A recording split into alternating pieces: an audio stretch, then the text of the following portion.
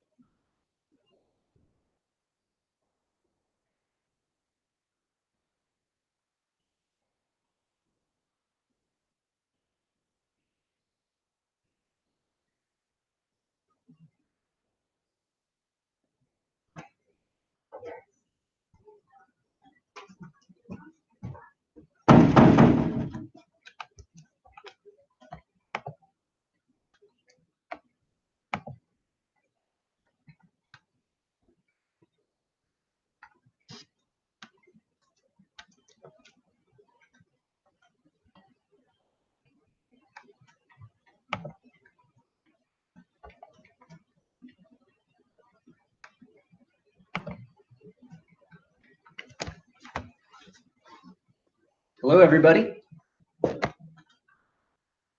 I'll switch this back on as soon as Matt gets here and starts talking.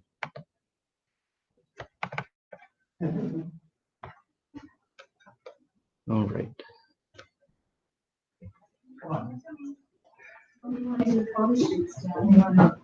Do something before or afterwards? Why don't we go before? Because afterwards, I'm going to be with you. Oh, yeah, that's right. So John can tell you about what this is later. But, I think I know. I didn't write that in my you can just sign somewhere, and we can roll it over. And,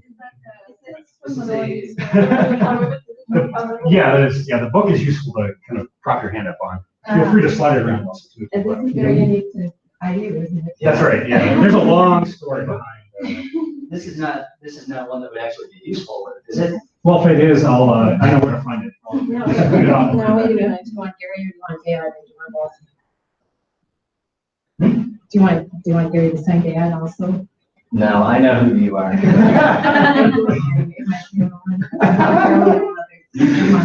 No. You choose who you are to me. Well, I'll do the and.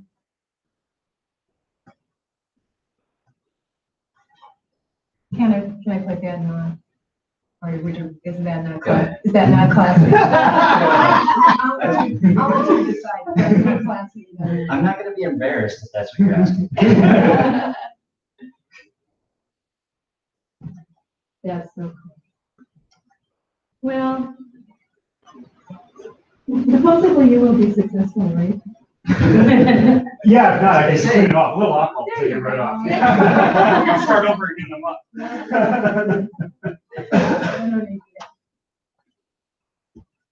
Is that okay? That's fine. I'll make it small.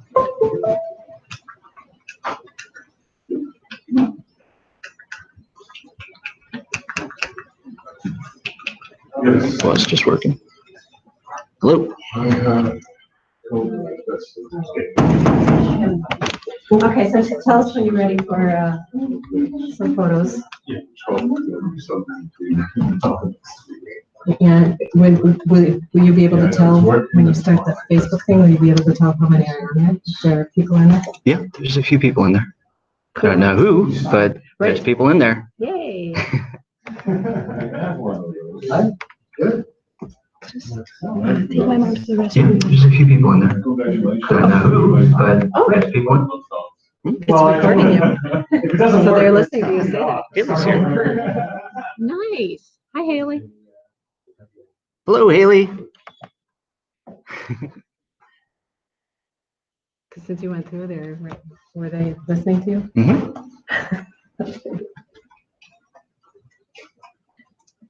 So Dan said you had to interrupt your vacation to listen to his practice. oh, that was really an interruption. Were you out of town? No, I was actually in town. So. Okay. I was wondering if you were in some exotic place. Yeah, no. You may have to roll over.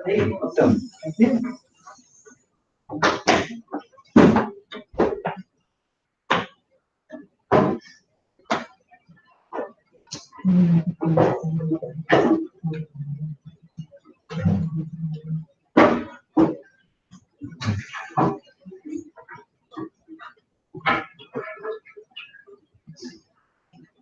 just snap a few photos now. Yeah. Just be good to see.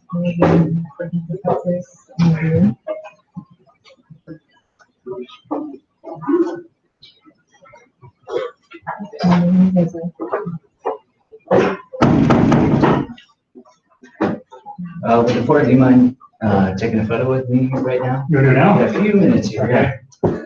Sure. Yeah. Where do you want to Just go against this platform. Over here? Yeah.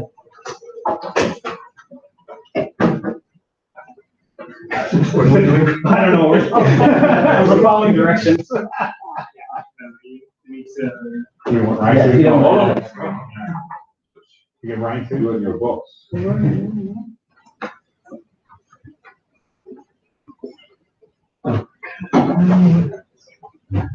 You should probably go in the middle. Yeah, sure. Sounds good. Oh, that's wonderful.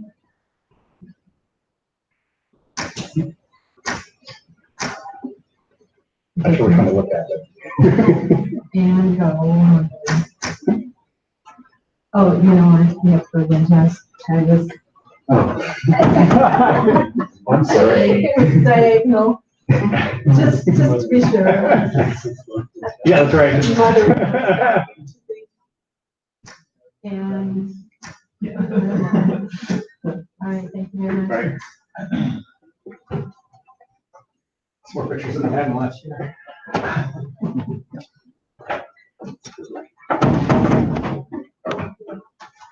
So for those of you coming in, if you just take a second to sign present for John.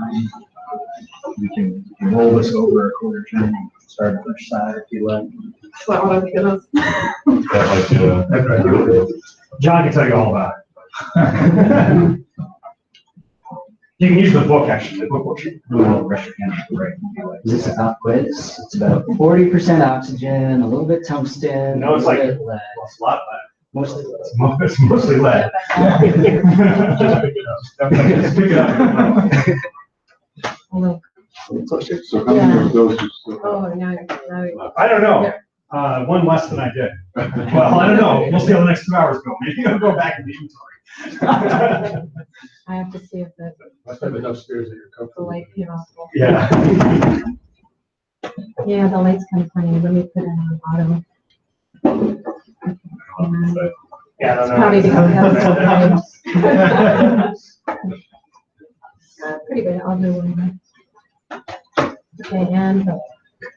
I think I'll go add it when I have to look at that top from the meetings. And then you get pretty transparent. Start giving like a allocation. Everyone seems to be oriented. You just like, okay. I see you borrowed your title from EIC. Oh, yeah.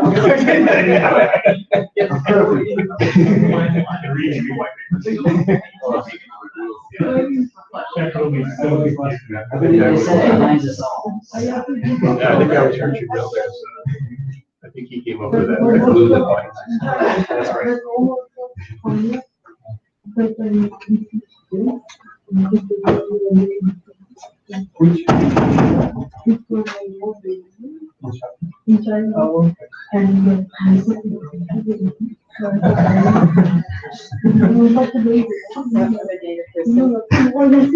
Maybe more than you are. Maybe so.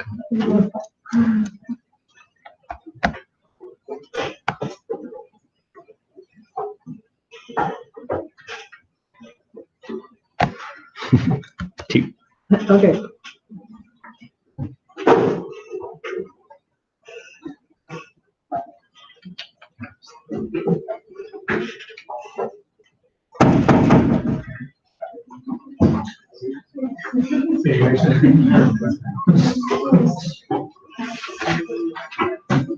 Yeah.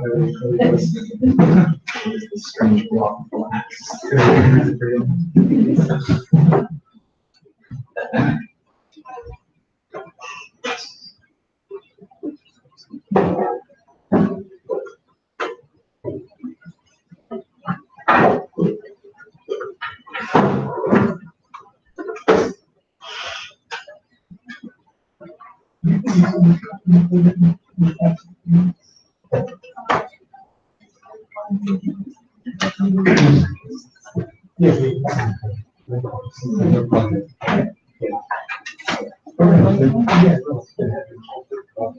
Wait, like 2 more minutes, maybe? 1 more minute?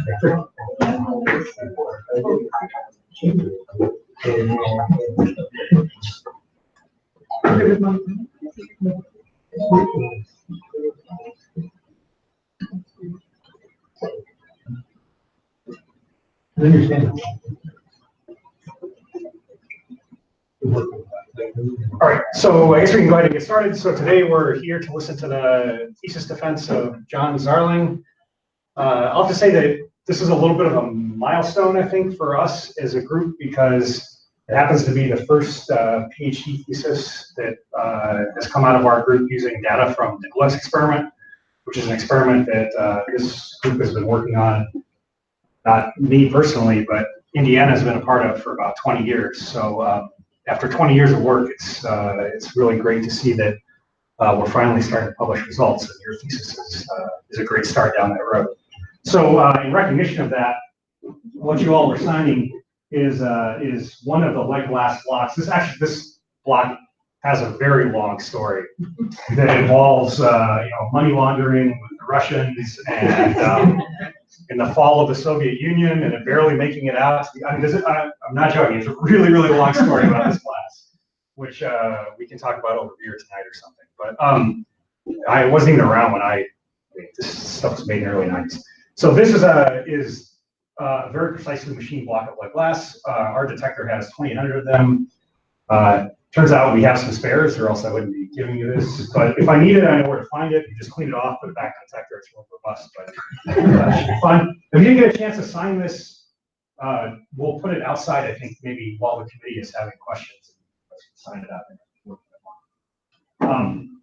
So with that, John, take it away. All right, thank you, Matt. So again, I'm talking about the glue that binds us. I'll explain what that means and why a beam asymmetry measurement with GlueX should help us understand that a little bit better. I'm just going to try to adjust the lights. Sure. Uh-oh, that clicker's not clicking. Uh-oh. There we go. Okay, so to give you guys an overview of what I'm going to be talking about here today, and let me simply share my screen with everybody online. I'll be talking about the strong force. This is one of the fundamental forces of nature. A few key features of it that I will be hitting on. Confinement, the idea that quarks can never exist alone, quarks or gluons. I'll be talking about the strong force particles that are created, these composite objects. Then I'll be focusing, switching gears and talking about the GlueX experiment, getting a little bit nitty-gritty, talking about some of the hardware in that. And then finally, I'll be talking about my analysis. So this is a beam asymmetry with a charge exchange. I'll explain what that means. I'll talk about why that tells us something about the production of exotic hybrid mesons, and finally present my results.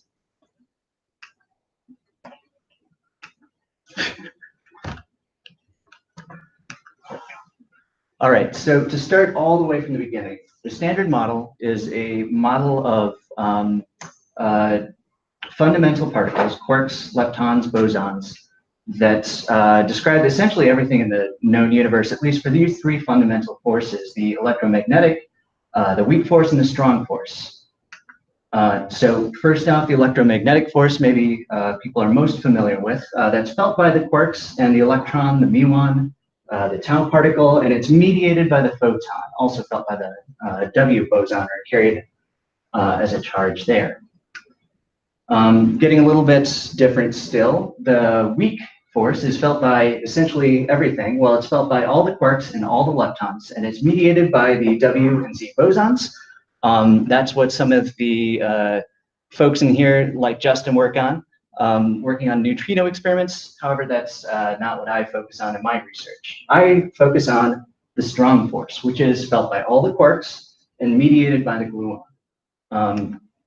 And I'll be talking about a few reasons why I think this interaction is very interesting to study.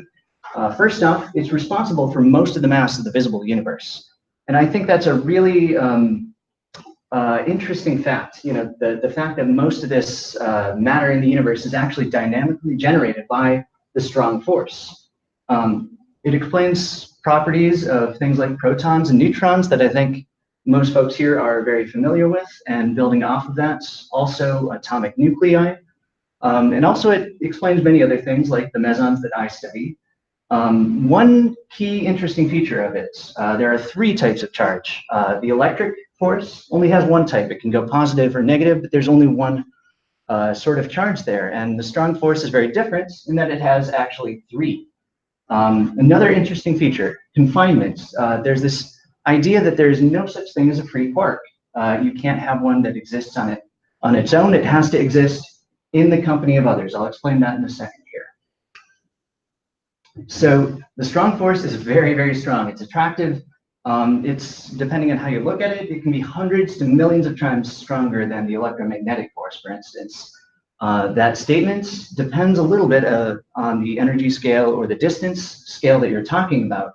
And like I said, it exhibits confinement. The energy to pull 2 quarks apart turns out to be infinite mathematically.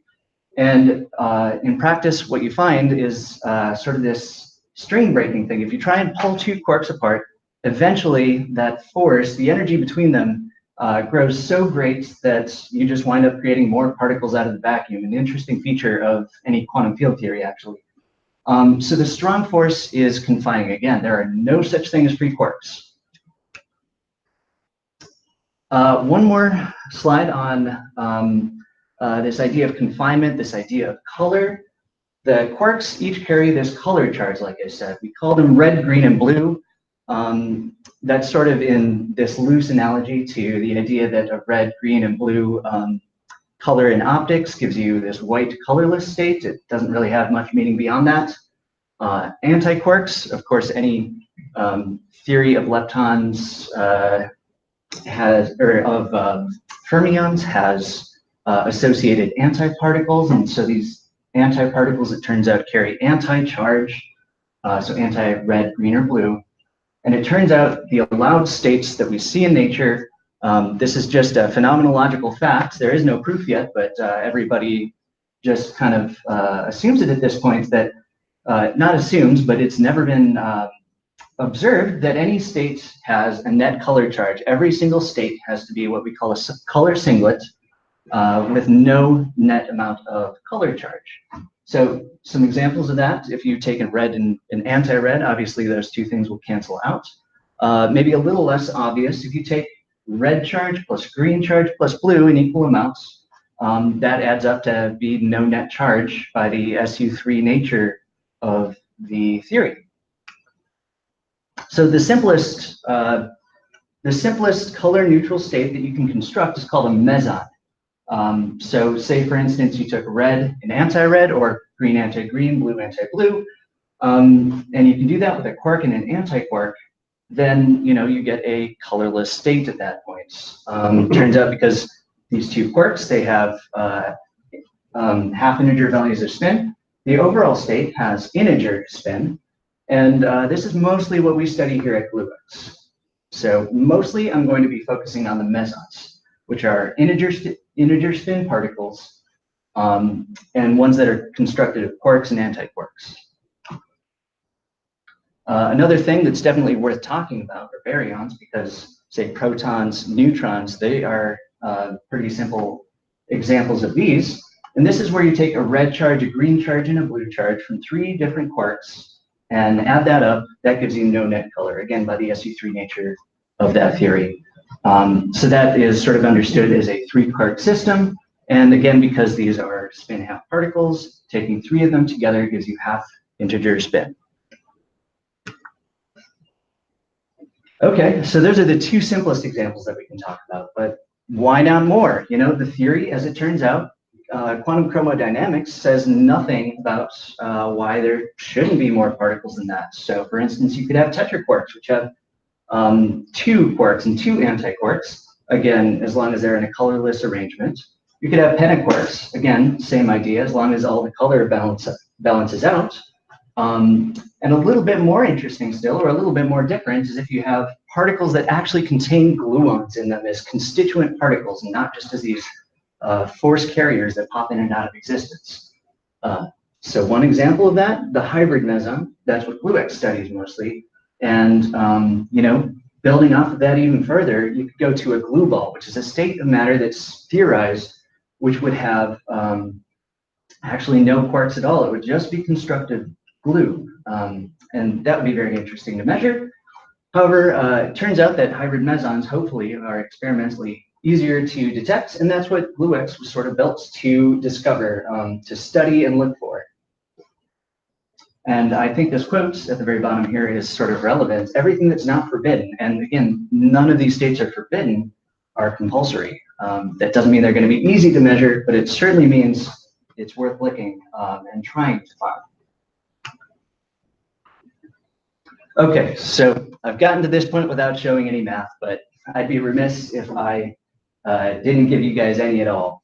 So quantum chromodynamics, that is the theory that describes the interaction of quarks and gluons. And in principle, everything you need to know about the strong force, about quantum chromodynamics, is in this Lagrangian here. This is a mathematical quantity that describes the quarks here, some interaction term here, and then the gluons as well. Now it turns out that this, especially in comparison to, say, the electromagnetic force or the electroweak force, really, it turns out this theory is extremely hard to solve. So up until recently, people tried to take roundabout approaches or make certain models that they argue should look like QCD. Lately, however, with modern computing and additional theoretical advances, we can actually do this. We can do it on a computer, essentially putting quarks on grid points and gluons between those points, and really sort of brute force our way through the problem. And then you can actually use this and come up with some theoretical predictions. All right, so what are those theoretical predictions? Do they actually predict some of these states that we think might be worth looking for? And the answer is yes. The HADSPEC group here looked at the mesons. Again, these are integer spin particles, things that have at least a quark and an antiquark in them, usually. And they found, not only down here, they found the usual particles, the pions, the etas, rho, omega phi. Those are things that, as an experimentalist, we're fairly comfortable with studying. But on top of that, you see this whole wide spectrum of states. Some of them, it turns out to have large gluonic contributions. They're highlighted in red here, and they're interpreted as hybrid mesons here. Now, I didn't explain yet, but so far, but each of these towers is arranged by something we call JPC. These are quantum numbers. I'll explain a little bit more about them in the coming slides here. Just keep an eye on these ones here. It turns out those are exotic, and I'll explain what that means in just a second. Okay, so as an experimentalist, it turns out it is really, really hard to try and figure out what the quark content is of a lot of these different mesons. So, you know, we have to work first by looking at things that are a little bit easier to distinguish in your experiment. So some of the maybe more obvious ones that we can measure really easily are mass, how long-lived a particle is, or the mass width, the electric charge that this particle might have, and maybe some less intuitive ones, but very important for us to use. Total angular momentum, again, this is quantized because we're dealing with quantum particles. So this is the amount of angular momentum, the sum of the orbital angular momentum and spin of all of the constituents. The parity, which is related to the wave function of the total particle. Either the particle transforms with a minus sign under parity, flipping all of the spatial components to negative spatial components, and then charge conjugation, which is sort of the same idea, where you flip a particle to an antiparticle, study the wave function, and see whether it picks up a net positive or negative sign under that transformation. And as experimentalists, we essentially classify all of our states by this J, P, and C. So it's important to keep in mind. Okay, and now that we've discussed that J, P, and C, we can start building things up using that. So a meson, again, a state which has a quark and an antiquark, we can begin to build up the rules of J, P, and C for that, assuming that only a quark and an antiquark contribute.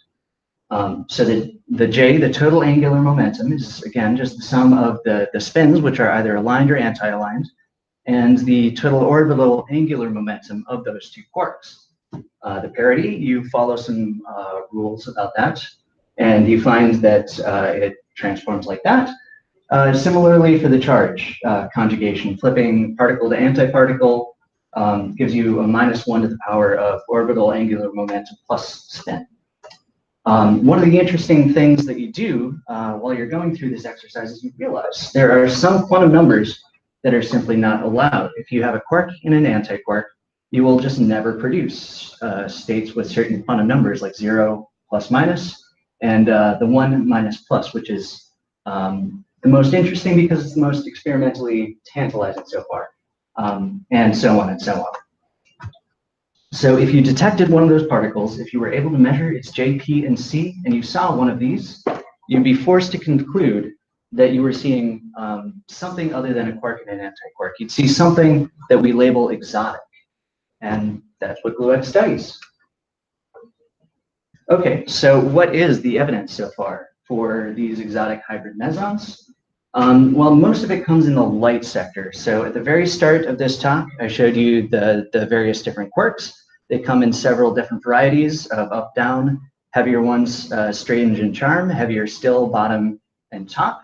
So these mostly come from the light sector. These are mostly ones where you have an up and a down quark. The most recent evidence comes from the COMPASS experiment. That's an experiment over at CERN. And they were looking at what happens when you produce things that decay to a pion and an eta, or an eta prime. So they were looking at a state they assume was created and decayed into these two particles here. It turns out you follow those rules. And if anybody wants, I can go through the exercise. You study those rules and you realize that a state that decays to a pi, minus, and an eta, if it has angular momentum 1 and you measure that, then you would find that that must be an exotic. That must have 1, minus, plus quantum numbers. And you'd be forced to conclude then that that is something that's not just a quark antiquark, hopefully an exotic hybrid meson.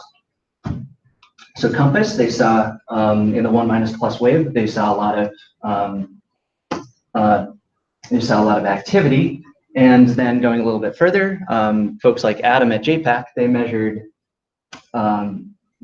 some of the things that were seen decaying to these things, and they concluded that there was indeed an angular momentum 1 state in there, something that is a good candidate for an exotic hybrid meson. And they concluded that GlueX and class 12 experiments at JLab will be also very useful in identifying these better. Okay, so a few more notes. It's really tricky when you're dealing with a lot of states and a lot of overlapping things to really argue that a particle exists because there's just so much going on all at once. So ideally, a few things. This is sort of a wish list of what you'd like in order to be able to establish new types of particles like exotic hybrid mesons. It'd be nice if you could see them in different types of experiments. So I mentioned COMPASS. They use a pion beam to produce any particles. GlueX uses a photon beam, I'll discuss. So you'd like to see them produced with different types of experiments in different sorts of ways. You'd like to understand how they're produced, understand some of the exchange mechanisms and things at play to create those particles. You'd like to see them in charged and uncharged states. Those are detected a little bit differently. They may have different backgrounds. So it's a good, that's a good way to, again, argue that you're seeing something real and not just some reflection of some other thing in your data. And really, you'd like to see even more additional members of that multiplex. So arguing that you can see even more of those states at different masses, higher masses, and beyond. I'm going to argue BlueX offers some pretty good opportunities for these hybrid searches. And my analysis in particular is going to help us understand how things are produced in experiments like ours, photo production. And it's going to help us, aid us in understanding the production of it turns out charged, and those will be related to uncharged things as well. Okay, so now we're going to flip gears. We're going to talk about the BlueX experiments and how that really hopes to do some of these big theoretical lofty ideas and really address them in real life data. So first things first, this is sort of a pictorial diagram of what photo production looks like. This is sort of what it looks like at its most simple. Not really a Feynman diagram, but more of a pictorial diagram of what's going on. You have a photon coming in, it strikes a proton.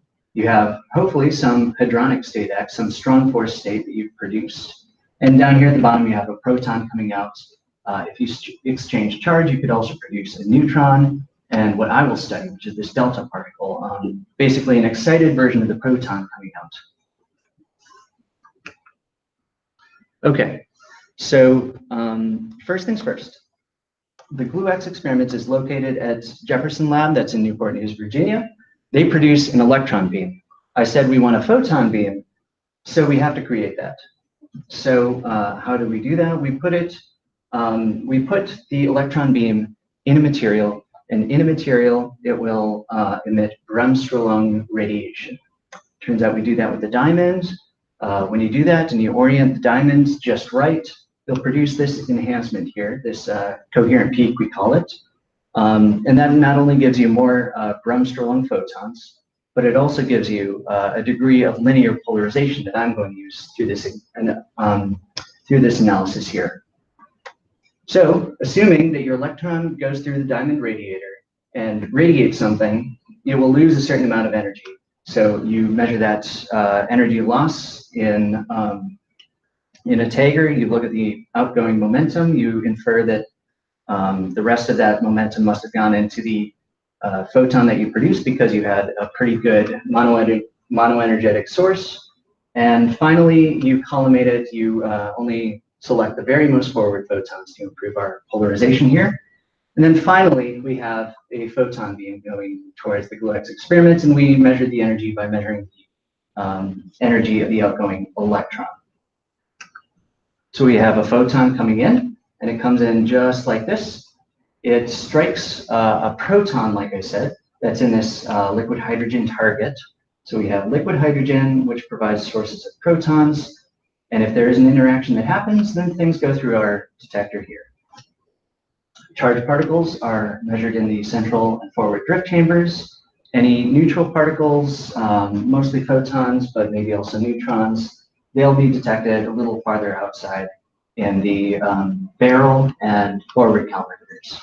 So there's a barrel component that provides the magnetic field, and a lot of the detector pieces, there's also a downstream piece, a platform piece that has calorimeter and other timing instruments.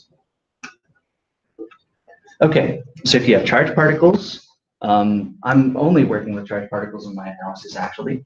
You have them going through the central drift chamber and the forward drift chamber. The central drift chamber, highlighted in pink here, is a series of axial and stereo straws. Charged particles going through that will leave some signature of ions created as they go through a gas. Same idea going through a drift chamber where you have four packages, four just sets of parallel and perpendicular wires, essentially. For photons, those do not trace any helical path. They just go straight towards either a barrel calorimeter or a forward calorimeter, the barrel calorimeter being basically a big chunk of lead with some scintillating fibers in it that get read out on both sides. And the forward calorimeter made up of 2,800 glass pieces that look just like that one there. That one is downstream in a circular array. Finally, there's a few timing pieces. Turns out that for charged particles, it's a little bit tricky to understand, it's a little bit challenging to actually figure out the identity of that charged particle apart from what the sign of that charge is. But some pieces that help us understand that a little bit better. First off, there's the start counter that helps us understand exactly when a certain beam photon started to produce something. And then second off, there's the time of flight, which is a little bit downstream on that platform, highlighted in pink here. And by comparing the time produced at the target and the time downstream, you can begin to build up a guess of what the identity of that charged particle is. All right, and finally, here's the GlueX collaboration in terms of people. So about 130 people now. Actually, I think this might be out of date. We have several more institutions that have joined since, about 25 in all, from all across the globe, mostly centered in the US, but also Canada, China, Europe, and beyond. Okay, so that's the GlueX experiment. Finally, I'm going to be talking about the data that I work with inside the GlueX experiment. So I'm going to be talking about a beam asymmetry, talking about what that is, and again, how that helps us build up to exotic hybrid mesons, the ones I've been talking about so far. So this is sort of a pictorial diagram, again, not really a true Feynman diagram, but just a visual aid to help you understand what's the production of an exotic hybrid at GlueX could be. And for my case here, you'll see this little superscript here with a minus sign. So this is for the particular case of producing exotic hybrid meson with a total electric charge negative. So then that would decay, say, to a pi minus and an eta, for instance, or an eta prime or something.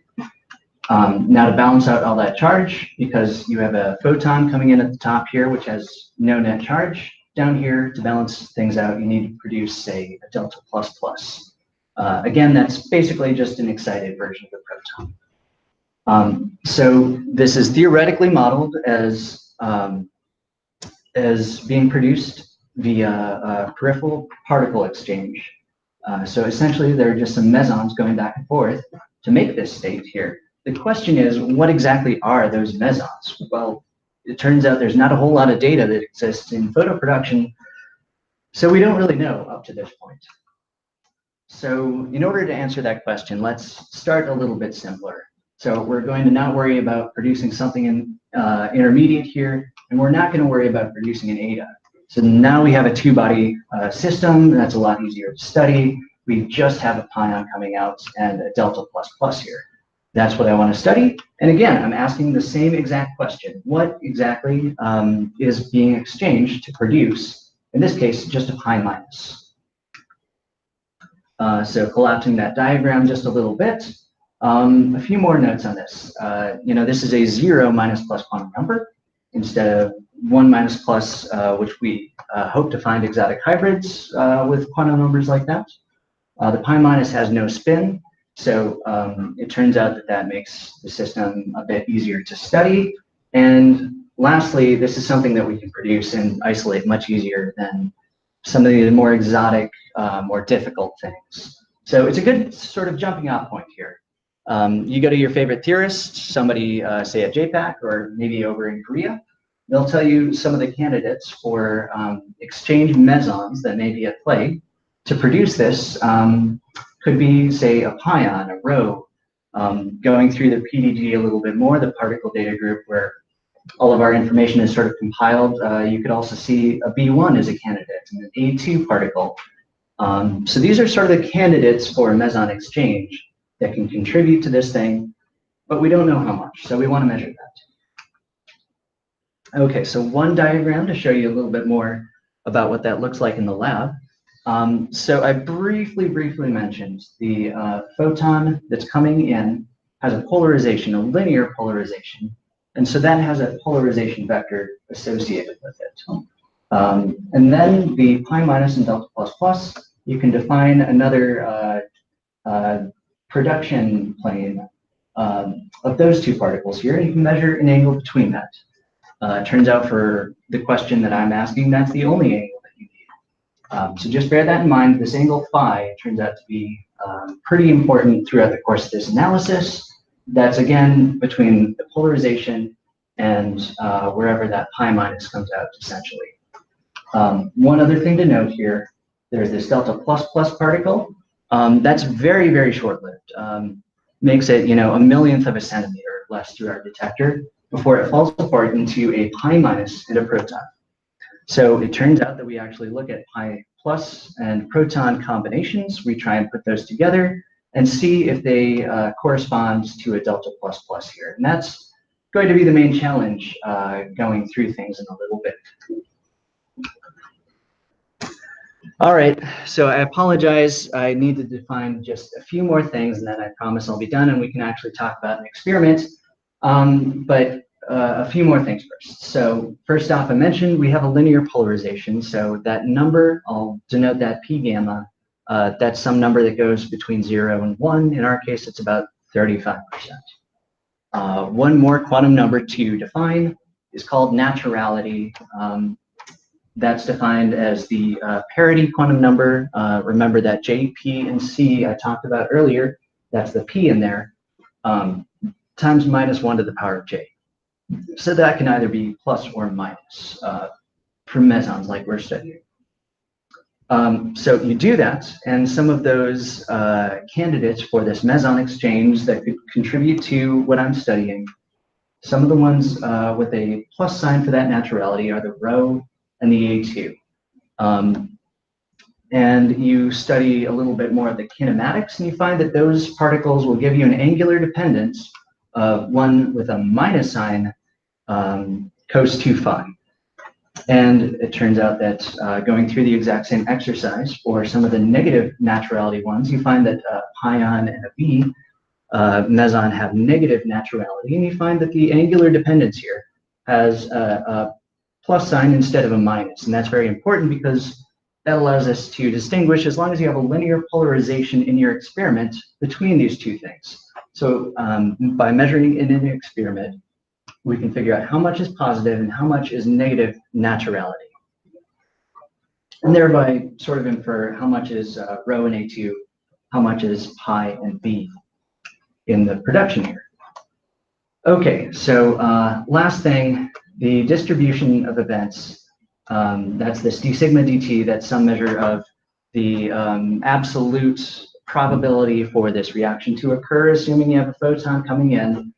Well, that's related to the cross-section for unpolarized production. And then you have a 1 minus p gamma times a sigma number that I've defined here, cos 2 phi. So that number sigma is the asymmetry. So that's a number that allows us to encode all of the information on how much natural exchange and how much unnatural exchange is occurring here. So you would look at your data. This number can go from -1 to 1. You'd look at your data and ask, is that a plus sign, a minus sign? You'd look at the cosine 2 phi modulation of all of these events stacked together, essentially. Okay, so one final slide on theoretical phenomenology, a few more notes on it. I talked about quantum chromodynamics, but that's a very difficult theory, like I mentioned.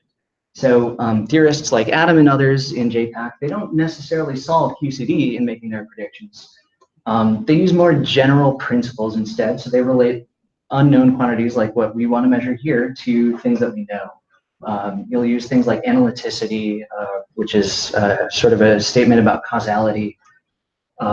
Use unitarity, the notion that the sum of all possible things has to add up to 1. Crossing symmetry, which is relations about time and switching particles to antiparticles. And you use those to come up with some predictions for a reaction like here. So, so what I really want to say is that theorists should be able to come up with a prediction for this value of an asymmetry, assuming you have some previous measurements in different types of systems. And you should also be able to predict the cross-section, although I won't be measuring that in my analysis. Finally, you do this as a function of something that we call Mandelstam T and the photon energy. So the photon energy is maybe a little bit easier to understand and easy to measure in our experiment. This thing called Mandelstam T, you can think of as essentially the amount of momentum kick that you give to this delta plus plus that you made. So, so a T at some value of T min corresponds to no net amount of kick that you've given that delta plus plus, and then you increase and increase from there. So this is what it looks like. Janis Nies with JPAC made some predictions for the cross section on the left. And what I'm interested in, which is this asymmetry on the right, and that gives you some sense of what you might see in an experiment here. One interesting feature is that as you go to lower and lower T, shown here, you actually see that it goes up towards 0 from being a negative number. And that's understood as being sensitive to some more complicated things called absorption. So that's something that we can detect and look for in an experiment. That's one sort of prediction. You could also look and see where this bottoms out and compare and see if it rises positive as well. Those are all things that we're going to look for in our experiments. All right, so the challenge, we're finally looking at GlueX data. We're looking at what I want to measure, which is a final state that has a pi plus, a pi minus, and a proton in it, and appears to satisfy conservation of energy and momentum, such that we don't think that there was anything else that was produced. So down here is what I want. That's what corresponds to a delta plus plus recoiling against a pi minus. So that's one feature of what we call a Dawes plot, where we have formed a histogram of different combinations of the pi plus and proton invariant mass squared, and this is mislabeled the pi minus proton, the pi plus pi minus mass squared. You'll see though, that's the dominant feature, this vertical thing here, that's a background for us. That's called a rho meson. Basically, you produce that in your experiment, and it decays to a pi plus and a pi minus. So the challenge really here is how do you distinguish the stuff down here from the stuff up here? So we need some analysis tools, which I will describe here. So the first tool that we use, this is a very common one in essentially all of high energy experimental physics, is the notion of histogram fitting. Basically, you come up with a theoretical description for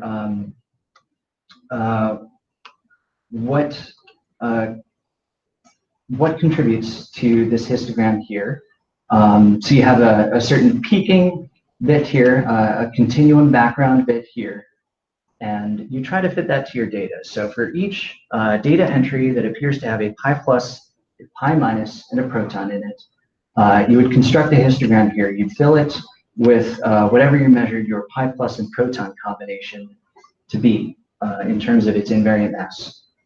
So again, this sharp peaking structure, that's what we want. That's a delta plus plus, and theoretically it can be described as a bright Wigner shape that's sort of like a Gaussian with a long right tail, and then some efficiency corrections. And the backgrounds, again, coming from things like making a rho meson or anything else, that's just modeled by some fourth order polynomial here. You'll see there's another smaller peak. I've labeled that a delta star. I don't want to measure that, so it turns out I'm just going to do my histogram fit to the left and to the right of that and just leave it out. So that's the first thing. We can do that, and we can extract a yield, a certain number of delta plus plus events on top of the background. And that's our first tool. Second one. So I assume you made some cut on your pi plus, pi minus invariant mass to get this? Yeah, sorry, I didn't mention that. I cut on the pi plus, pi minus, invariant mass. Just to get rid of right the here. rho. Yeah, to get rid of the rho. Yeah, so sorry, this is pi plus, pi minus. So the label is wrong there. It's Yeah. the two vertical lines. Yeah, so it's in between those two vertical lines. Okay. Thank you.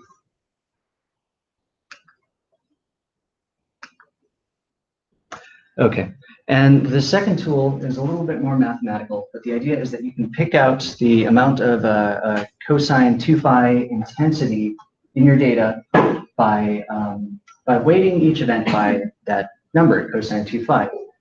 So normally when you produce a histogram, you are just weighting it by 1, but instead, you can take that cosine 2 phi value for each independent event and weight by that instead.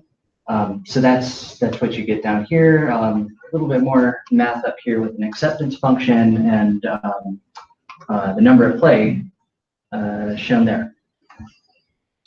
So you do this, and it turns out it's actually very easy to move the linear polarization vector in our data. And so we can cancel out a lot of experimental effects by taking data in 2 different orientations. So we take one orientation that's perpendicular to the floor, and we take another totally independent data set, maybe 2 hours later, where we've moved the polarization vector to be, say, parallel to the floor, or perpendicular. So you go through that, and I won't show you all the mathematical steps here, but it turns out that you can solve for this value of sigma in terms of some of these y's and get an expression that looks like this. So in the numerator, you have y2, where you've weighted by cosine 2 phi, and then down here, this is essentially an invariant mass with y zeros and some scale factor. So again, the detector effects, certain acceptance effects and other things, those are canceled if you take 2 different orientations of data and collect in that way. So what is each one of these pieces? Essentially, it's one of those histograms I showed you earlier, up to some scaling factor that depends on that cosine 2 phi dependence here. So this can go positive or negative because, again, that asymmetry number can go negative. So I've shown you one example which would correspond to a negative asymmetry here. And what we input to this equation is the yield of that histogram fit. So you take a histogram, you take the yield of that, you input that into this equation, and you do that for each individual piece here. And in doing so, you finally would have a number for your sigma. So instead of picking out each y2 and y0 and y4, we bundle things together a little bit more. You construct just one numerator that's the sum of this weighted yield of things. You fit that, you get one number there, and you divide it by the same thing in a denominator. So you construct these 2 things, you get a fitted yield of a delta plus plus, and then you just divide that yield, which is this number here by this number here, and that gives you your value of sigma. So that's an example of how it looks actually in practice. Finally, the statistical uncertainty, a little bit complicated. There's a little bit more math involved down here, but it's the same notion. You construct histograms, you fit them, and you input the various pieces in order to come up with a statistical uncertainty component also. In this case, you have 3 different components that you need to fit and input. So how do we know that this method works at all? Well, you can take those shapes that you got from your data. You can use those to sort of fuel a model and input a lot of simulated events, and you can try to essentially simulate a bunch of events, assuming they have some asymmetry parameter, go through your whole procedure of fitting and extracting and fitting and extracting, and then compare that to the number that you know you started with. So you look at that difference. That difference is about 0, so we know that it's an unbiased estimator. It's good at getting the value that it should, divided by some sigma statistical uncertainty here.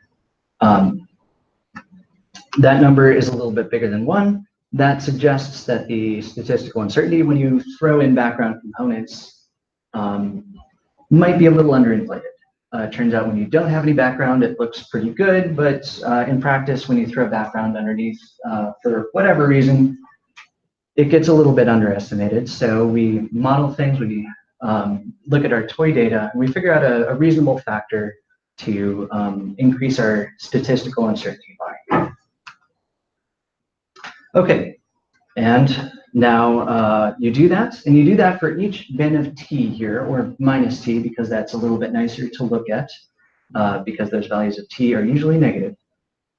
So you look at this as a function of how much momentum kick you've given that delta plus plus, and I have those asymmetry results shown here. In blue, we have 2 different orientations. I simplified a bit. We actually take in 4 different steps of polarization. So in blue is two sets of that polarization vector, and in red we have another totally independent result.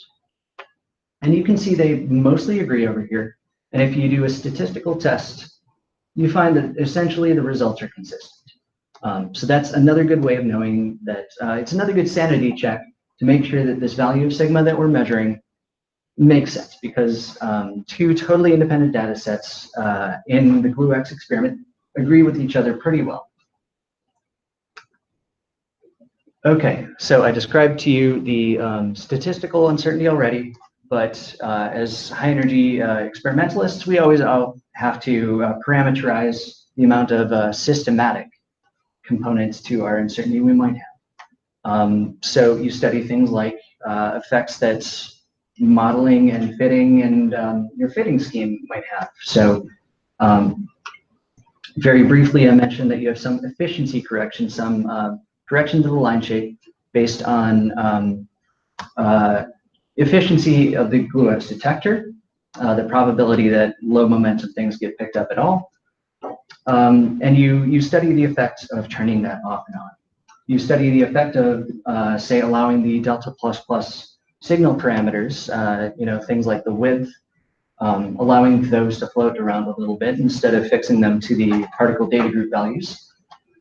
You study effects of the background, the polynomial order, the amount of data that you fit out to, the amount of the high mass ends, and so on, and you quantify all of these effects. It turns out that these are the biggest overall contributions to the uncertainty. So shown down here is one example of what that looks like. You fit, say, up to just this range to determine this peak, this yield of a delta plus plus signal. You might also fit all the way out to here with that exclusion range. You might fit even a little bit farther. You look at the final value of that value sigma that you're measuring, and you quantify the effect at play here. And you do that for everything listed here. Is there a simple reason why you just have no yield at all to the left of your peak? Huh? That's because it turns on from threshold. So you can see where that threshold is. Right about 1.07. Okay. That's pi plus proton threshold mass. Okay. And then the high end where things die off, that's due to the total energy of the system.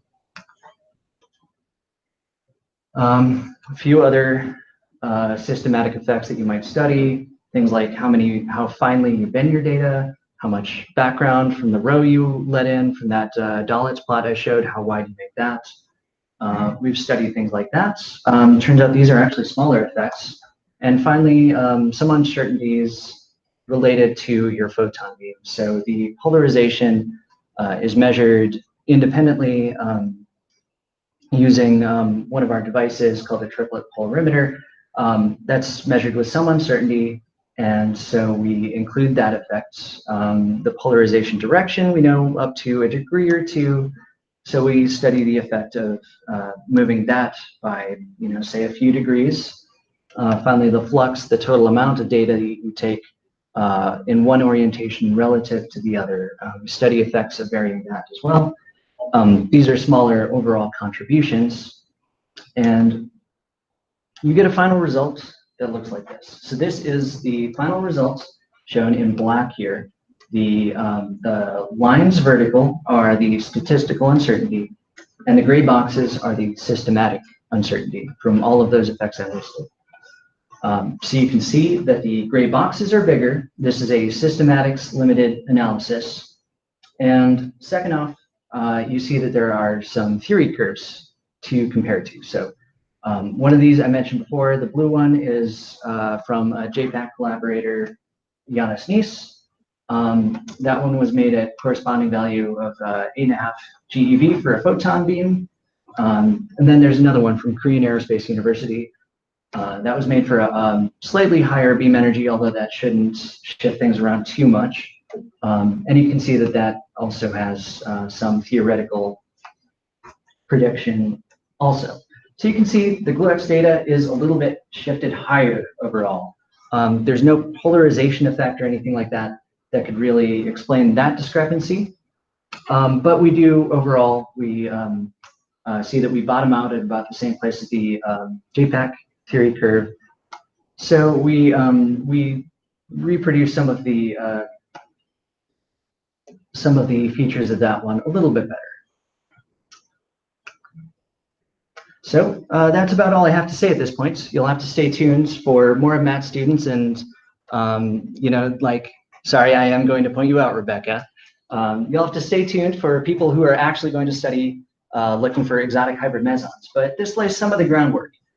This tells you what some of those exchange mechanisms are, what the sort of naturality is when you produce things in different charged and uncharged exchange mechanisms here. So we've measured a beam asymmetry that allows us to understand some of those components. We see clear, obvious signs of a negative naturality. We associate that with pion exchange at lower values of Mandelstam T, at lower momentum kick to the delta plus plus particle. And we also see some signs that there's some absorption in more complicated terms there too. Now, as you go to higher and higher T, you also see that there's a sign flip that eventually happens, and you associate that with natural exchanges, the rho and the A2. So some of the implications this may have. Well, first off, this obviously demonstrates that in charge exchange, you change the sign of your naturality. So things really depend on what value of Mandelstam T you're looking at, and that's actually very different from what you see in uncharged exchanges.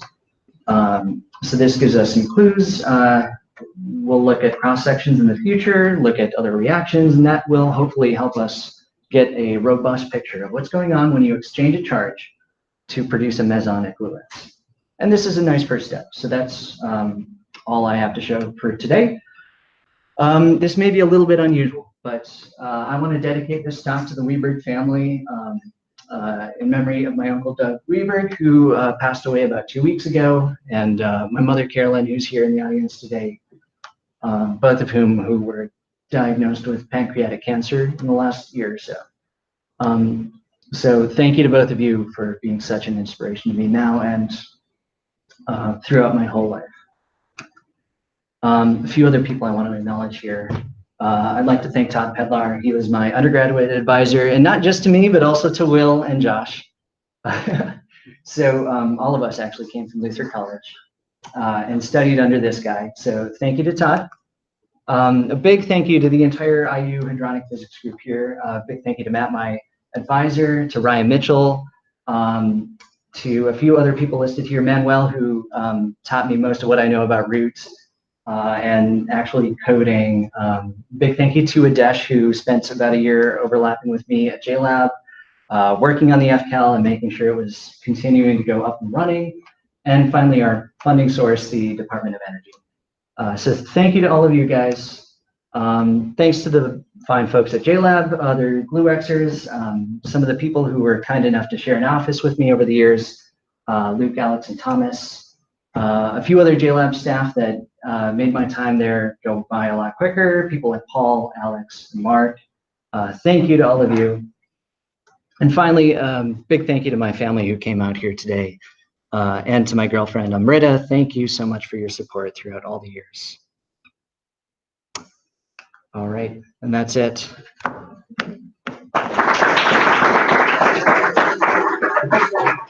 We'll take some questions. Questions. So I should thank Todd Pedlar too, because I know, well, you know this, but I know Todd from working in an experiment called Clio at Cornell. And I think it's through that connection that we ended up with this screen that both live in that. Yeah, but How much beam exposure did it take to produce this result? Beam exposure? Yeah, like how long the data taking period? So the data taking period was 2017 during the spring. So I think about 2 or 3 months, maybe 50, 100 inverse picobars, if you prefer to measure that way. Yeah. it's about a quarter, I think, of the existing gas. Right. Yeah. But you're not. Right. Was Delta zero signal? We tried to study that.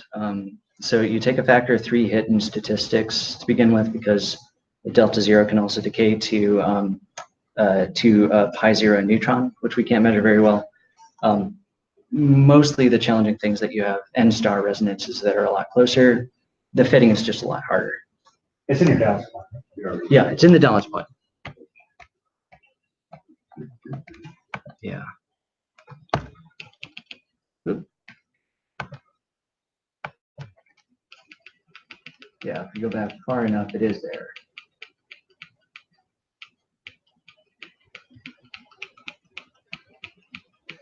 Here we go. Oh. Now you did. I shouldn't I shouldn't have done that. Okay. Yeah, it's there in the top upper diagonal.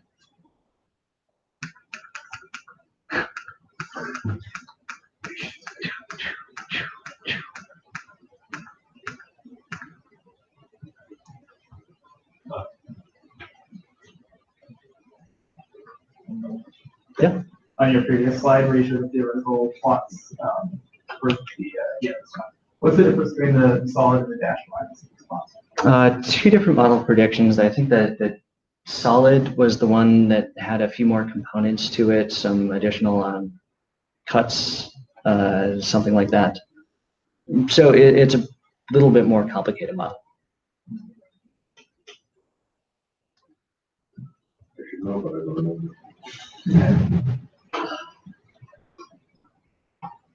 Yeah. Any other questions?